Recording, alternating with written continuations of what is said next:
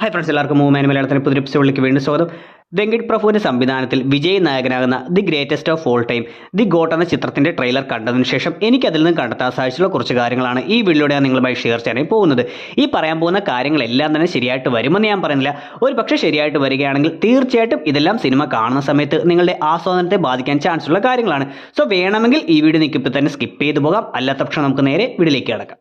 ചിത്രത്തിൽ വിജയ് ഡബിൾ റോളിലാണ് വന്നിരിക്കുന്നത്, അച്ഛനും മകനുമായിട്ട്. ഇതിൽ അച്ഛൻ കഥാപാത്രം ഒരു ആന്റി ടെററിസ്റ്റ് ഡിപ്പാർട്ട്മെന്റിൽ വർക്ക് ചെയ്യുകയാണെന്നും അയാളുടെ പേര് ഗാന്ധി എന്നാണെന്നും ട്രെയിലറിൽ പല ഭാഗത്തായി പറഞ്ഞു പോകുന്നുണ്ട്. പണ്ട് ഇയാൾ ഈ ഡിപ്പാർട്ട്മെന്റിൽ വർക്ക് ചെയ്തുകൊണ്ടിരുന്ന സമയത്ത് അയാളുടെ കൂടെ ഉണ്ടായിരുന്ന ആളുകളാണ് ജയറാമും പ്രഭുദേവയും എല്ലാം. എന്നാൽ ഇയാൾ ഇപ്പോൾ ഡിപ്പാർട്ട്മെന്റിൽ ഇല്ലെന്ന് സിനിമയുടെ അവസാനത്തിൽ പറയുന്ന ആ ഡയലോഗിൽ നിന്ന് നമുക്ക് വ്യക്തമാണ്. ഡിപ്പാർട്ട്മെന്റിൽ നിന്ന് പുറത്തു പോയിട്ടും എങ്ങനെ തിരിച്ചു വന്നു എന്നെല്ലാം ചിന്തിക്കുന്നുണ്ട് എന്നുള്ള കാര്യങ്ങളെല്ലാം അയാൾ ചോദിക്കുന്നുണ്ട്. കൂടാതെ ട്രെയിലറിന്റെ തുടക്കത്തിൽ പ്രശാന്തിന്റെ കഥാപാത്രം അവിടെ ഇരിക്കുന്ന പുതിയ ആളുകളോട് പറയുന്നുണ്ട്, ഈ മിഷനിൽ നമ്മളെ നയിക്കാനായി വരുന്നയാൾ പുതിയൊരാളാണ്, അയാൾ ദി ഗോട്ടാണ് എന്നെല്ലാം.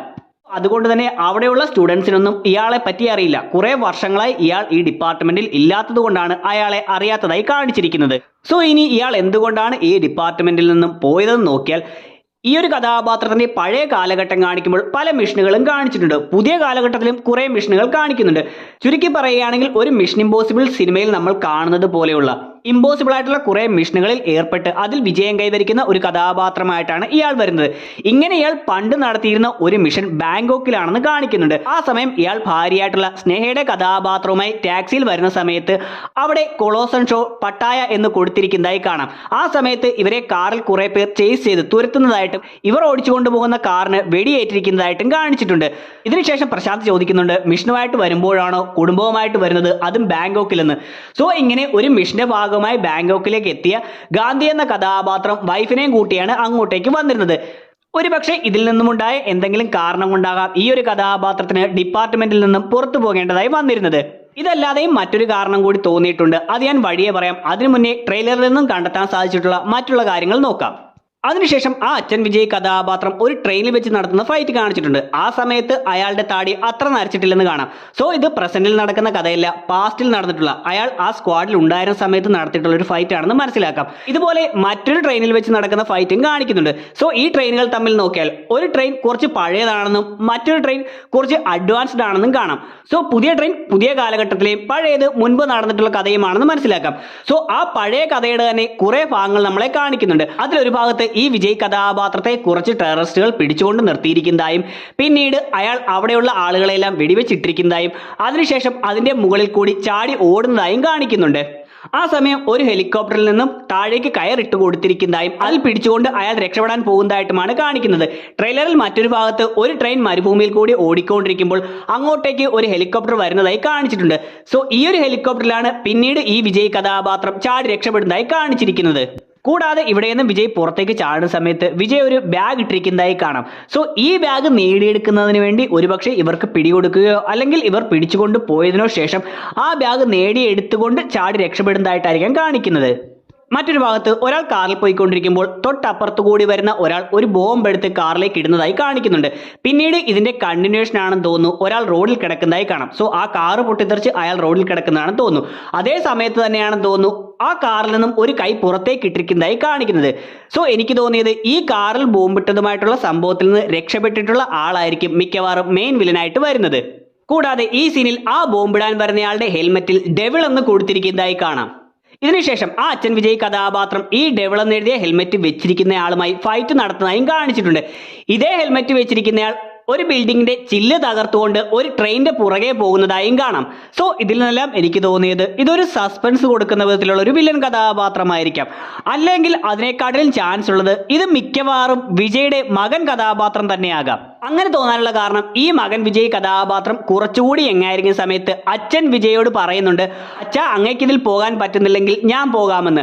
അതായത് അത്രയും ചെറുപ്പമായ സമയത്ത് തന്നെ ഈ മകൻ വിജയ് കഥാപാത്രത്തിന് ഇത്തരം മിഷനുകളിൽ ഇത്തരം റിസ്ക് പിടിച്ച കാര്യങ്ങളിൽ ഏർപ്പെടാൻ താല്പര്യമുണ്ടായിരുന്നു എന്നാണ് കാണിക്കുന്നത്. ഇതേപോലെ അത്രയും എങ്ങായിരുന്ന ആ കഥാപാത്രം ഒരു ഫൈറ്റിനിടയിലോ മറ്റോ വന്ന് നിൽക്കുന്നതായും കാണിക്കുന്നുണ്ട്. സോ ഇത്ര ചെറുപ്പത്തിൽ തന്നെ ഇത്തരം ഫൈറ്റുകളോടും ഇത്തരം മിഷനുകളോടുമെല്ലാം താല്പര്യം തോന്നിയിരുന്ന ഈ മകൻ കഥാപാത്രം പിന്നീട് വളർന്നു വരുമ്പോൾ ഒരുപക്ഷെ ആദ്യമെല്ലാം അച്ഛനെ സഹായിക്കുകയും പിന്നീട് ഒരു അവസരം കഴിയുമ്പോൾ അച്ഛന് എതിരായി വരുന്ന രീതിയിലുമാകാം സിനിമയിൽ വരാൻ പോകുന്നത്. കൂടാതെ ട്രെയിലറിന്റെ അവസാനത്തിലും ഈ കഥാപാത്രം ഞാൻ എന്ത് വന്നാലും ഇത് നിർത്തില്ല എന്നുള്ള രീതിയിലെല്ലാം പറയുന്നുണ്ട്. സോ ഇതിൽ നിന്നും ആ ബോംബ് വയ്ക്കുന്നതുമായി ബന്ധപ്പെട്ട കാര്യങ്ങളിൽ അവസാനം ഈ മകൻ കഥാപാത്രം ഏർപ്പെടാൻ സാധ്യതയുണ്ടെന്നും അതുകൊണ്ട് തന്നെ ഇതിൽ നിന്നും തോൽപ്പിക്കാൻ പറ്റില്ല എന്നുള്ള രീതിയിൽ അച്ഛൻ വിജയ് കഥാപാത്രത്തിനോട് തന്നെയാകാം മകൻ വിജയ് കഥാപാത്രം പറയാൻ പോകുന്നത് എന്നാണ് എനിക്ക് തോന്നിയിട്ടുള്ളത്. സോ ഞാൻ ആദ്യം പറഞ്ഞിരുന്നു ബാങ്കോക്കിൽ വെച്ച് നടക്കുന്ന സംഭവങ്ങൾ കൊണ്ടാകാം ആ അച്ഛൻ വിജയ് കഥാപാത്രം സ്ക്വാഡിൽ നിന്ന് പുറത്തു പോയതെന്ന്. അതല്ലാതെ ഒരു കാരണം കൂടി ഉണ്ടാകാമെന്ന്. അത് ഇവിടെ പറഞ്ഞിരിക്കുന്നത് ഈ മകൻ കഥാപാത്രം അച്ഛന് പോകാൻ കഴിയില്ലെങ്കിൽ ഞാൻ പങ്കെടുക്കാമെന്ന് പറയുന്ന ആ ഒരു മിഷനിൽ ഏതെങ്കിലും തരത്തിൽ മകൻ പോവുകയോ അല്ലെങ്കിൽ അച്ഛൻ നിർബന്ധിച്ചു വിടുകയോ ചെയ്തതിനു ശേഷം ആ ഒരു കാരണം കൊണ്ടുകൂടി ഇയാളെ സ്ക്വാഡിൽ നിന്ന് പുറത്താക്കിയതുമാകാം.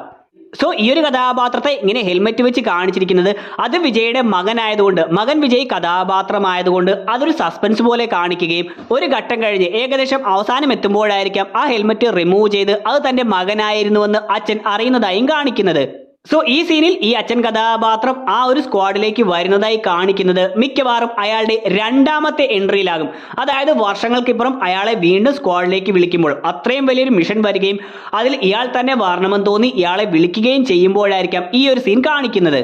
പിന്നീട് മറ്റൊരു ഫൈറ്റ് സീൻ കാണിക്കുമ്പോൾ അവിടെയുള്ള ഭിത്തിയിൽ ഇന്ത്യയുടെ ചരിത്രവുമായി ബന്ധപ്പെട്ട കുറെ ചിത്രങ്ങൾ നമുക്ക് കാണാം. ഇതേ വേഷത്തിൽ തന്നെ വിജയ് ഒരു വലിയ ഹാളിൽ വെച്ച് ഇവരോട് ഫൈറ്റ് നടത്തുന്നതായും കാണാം. ആ സമയത്ത് അവിടെ അശോക് സ്തംഭം വെച്ചിരിക്കുന്നതായി കാണാം. അതുകൊണ്ട് തന്നെ ഇത് ഇന്ത്യയുടെ ചരിത്രവുമായി ബന്ധപ്പെട്ട് കിടക്കുന്ന ഒരു വലിയ ബിൽഡിംഗ് തന്നെയാണെന്ന് മനസ്സിലാക്കാം. സോ ഇതുപോലെ ട്രെയിലറിൽ ജയറാം ഒരു ഭാഗത്ത് ചെന്നൈയിൽ 2-3 സ്ഥലത്ത് ബോംബ് വയ്ക്കാൻ സാധ്യത ഉണ്ടെന്ന് പറയുമ്പോൾ അവിടെ ഒരു ബിൽഡിങ്ങിന്റെ രൂപം കാണിക്കുന്നുണ്ട്. സോ എനിക്ക് തോന്നിയത് ഇത് ഈ ബിൽഡിങ്ങിന്റെ അകത്താകാം. ഇത് മിക്കവാറും ചെന്നൈയിലുള്ള റിപ്പോൺ ബിൽഡിംഗ് എന്നറിയപ്പെടുന്ന കെട്ടിടമാകാം. സോ ട്രെയിലറിന്റെ അവസാന ഭാഗത്ത് ഒരു സ്റ്റേഡിയത്തിന്റെ ഗ്യാലറിയുടെ റൂഫിന്റെ മുകളിൽ വിജയ് ആരോടോ ഫൈറ്റ് ചെയ്യാൻ നിൽക്കുന്നതായി കാണിക്കുന്നുണ്ട്. ഇതേപോലെ ഒരു ബൈക്ക് ഓടിച്ച് ആ റൂഫിന്റെ മേളിലേക്ക് കൊണ്ടുവരുന്നതായും കാണാം. സോ മിക്കവാറും ഈ സ്റ്റേഡിയത്തിലും ബോംബ് വെച്ചിട്ടുണ്ടാകാം. അതുകൊണ്ട് അത് തടയാനായിട്ട് വിജയുടെ കഥാപാത്രം വരുന്നതായിട്ടായിരിക്കാം ഈ സീനുകളിൽ കാണിക്കുന്നത്. സോ ചുരുക്കി പറയുകയാണെങ്കിൽ ആന്റി ടെററിസ്റ്റ് സ്ക്വാഡിൽ വർക്ക് ചെയ്യുന്ന വിജയുടെ അച്ഛൻ കഥാപാത്രം എന്തെങ്കിലും കാരണം കൊണ്ട് ആ സ്ക്വാഡിൽ നിന്ന് പിരിഞ്ഞു പോവുകയും വർഷങ്ങൾക്കിപ്പുറം അയാൾക്ക് മാത്രം സാധിക്കുന്ന ഒരു കാര്യത്തിനായി സ്ക്വാഡ് ഡയറക്ടോ അല്ലെങ്കിൽ അൺഒഫീഷ്യലായിട്ടോ ഇയാളെ വിളിക്കുകയും അങ്ങനെ ഇയാൾ അവിടേക്ക് വരികയും ഇതിനിടയിൽ ഇത്തരം മിഷനുകളിൽ ഒരുപാട് താല്പര്യമുള്ള, ചെറുപ്പം തൊട്ട് തന്നെ താല്പര്യമുണ്ടായിരുന്ന വിജയുടെ മകൻ കഥാപാത്രം അതുവരെയെല്ലാം അച്ഛനെ സഹായിക്കുകയും എന്നാൽ ഒരു ഘട്ടം കഴിയുമ്പോൾ അച്ഛനെതിരെ നിൽക്കേണ്ടി വരികയും ചെയ്യുന്നു. അവസാനം ഈ അച്ഛനും മകനും തമ്മിലുള്ള പോരാട്ടവും നടക്കുന്നു. സോ ഇങ്ങനെ എന്ത് വന്നിട്ടും തന്റെ മകനെ പോലും നേരിടേണ്ടി വന്നിട്ടും ആ കാര്യങ്ങളും ചെയ്യുന്നു എന്നുള്ള രീതിയിലായിരിക്കാം ഈ ഒരു കഥാപാത്രത്തെ the greatest of all time, the got എന്ന് വിളിക്കുന്നതായി ചിത്രത്തിൽ കാണിക്കാൻ പോകുന്നത് എന്നെല്ലാമാണ് എനിക്ക് തോന്നിയിട്ടുള്ളത്. പിന്നെ ട്രെയിലറിൽ എടുത്തു പറയാൻ തോന്നിയ ഒരു കാര്യം, ഈ ഒരു കാര്യം പറയാതെ ട്രെയിലർ അവസാനിപ്പിക്കുന്നത് മോശമായിരിക്കും. കാരണം ഇതിൽ യങ് വിജയെ കാണിക്കുമ്പോഴുള്ള ആ ഗ്രാഫിക്സ് പറയാതിരിക്കാൻ വയ്യ, അത്രയും ഗംഭീരമായിട്ടുണ്ട്.